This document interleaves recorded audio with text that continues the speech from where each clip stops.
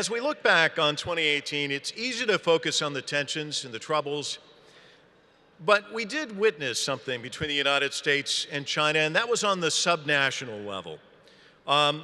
If you want to find bipartisanship, just sit down with a Republican governor or a Democratic governor and talk to them about how this relationship affects their state.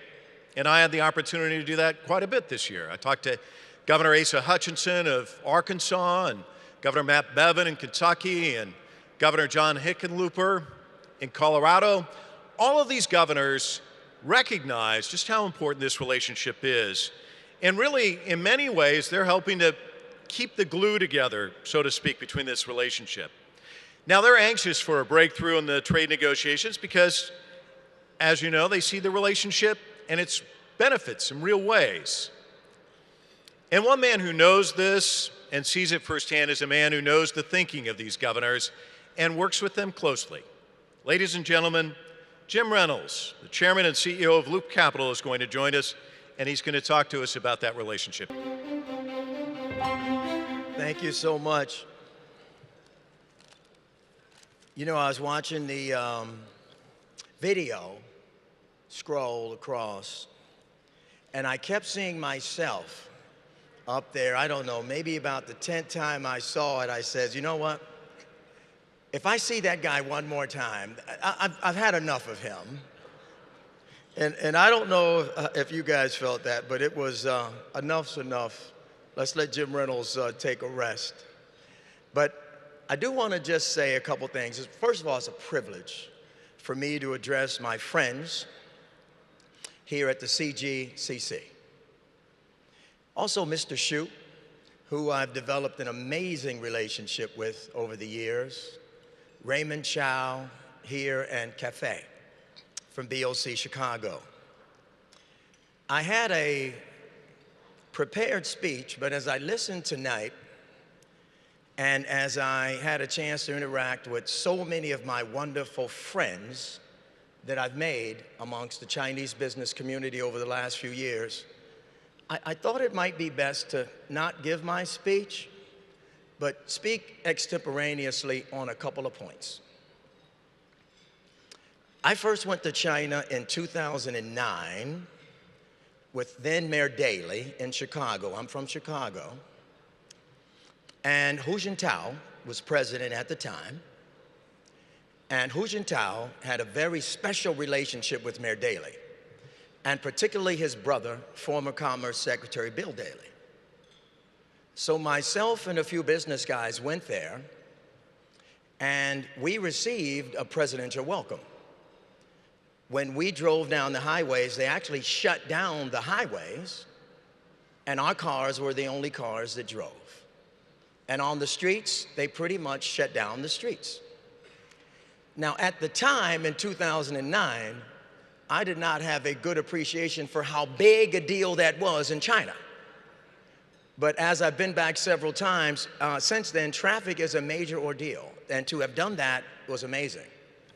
But on that trip, having zero knowledge of how the Chinese did business, I was struck by something that was very naive at the time as a businessman. I was struck how industrious, aggressive, commercial, and entrepreneurial the Chinese were. It actually shocked me and stunned me. As we spoke, we went to 5 cities in 8 days. And in each of those cities, we were greeted by entrepreneurs that wanted to understand how to do business in the US, how to grow their business, how to capitalize their businesses. That actually surprised me. Fast forward, in 2015, we established an amazing relationship with the Bank of China. We are currently the US capital markets arm for the Bank of China since 2015. I just came back from China with Mayor Rahm Emanuel because we had done a very big deal with Chinese state-owned enterprise, CRSC. They want to bid to build the rail cars for Chicago's Transit Authority. And with the tariffs, our mayor was very concerned that the pricing would change such that the deal would not be doable. So we went over to talk to the Chinese government officials and CRSC about something that's very, very important for all of my Chinese business partners to think about and realize. And it is the difference between, in the US, state and local government versus federal government. In China, there's a top-down system. The Chinese government sort of dictates the direction, and it works like that. In the US, we're bottoms up. We're state, cities, counties, municipalities that dictate the direction of the US, and it goes the other way. As I chat with so many of the state-owned enterprises that I've gotten to know, pretty much all the large ones now in China, I say the same thing, particularly as we're going through some of the things that we're going through right now. I can feel the tension amongst my partners.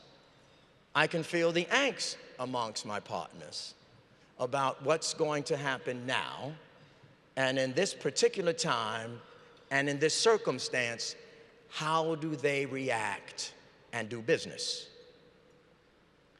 What I learned from doing business with the Chinese, and I learned from the Chinese, they're the most patient business people I've ever met. They're the most long-term relationship-centered entrepreneurs I've ever had the privilege of working with. And I think those traits are the traits that should be first and foremost in the minds of all the business people here doing business. If you stop and take it down to the level that I think we focus on, I can't discern the drive and the motivation and the interest in building their business and creating jobs and creating wealth when I'm talking to a US business versus a Chinese business. It's the same. And as we look and think about how it is we should conduct ourselves and think about our business for long-term growth, it should be the same. The states, the cities, the local governments drive commerce quite a bit in the US. And those relationships should stay tantamount and paramount in the minds of you as you build your business. So we have a system here of checks and balances in the US. Every 2 years in Congress, every 4 years in president. And what I have seen in the US is just over time, we generally get it right. The relationship between the US and China is one of the most important relationships in the globe. We're the two most important countries on the planet right now. And we have to get it right, and we will get it right.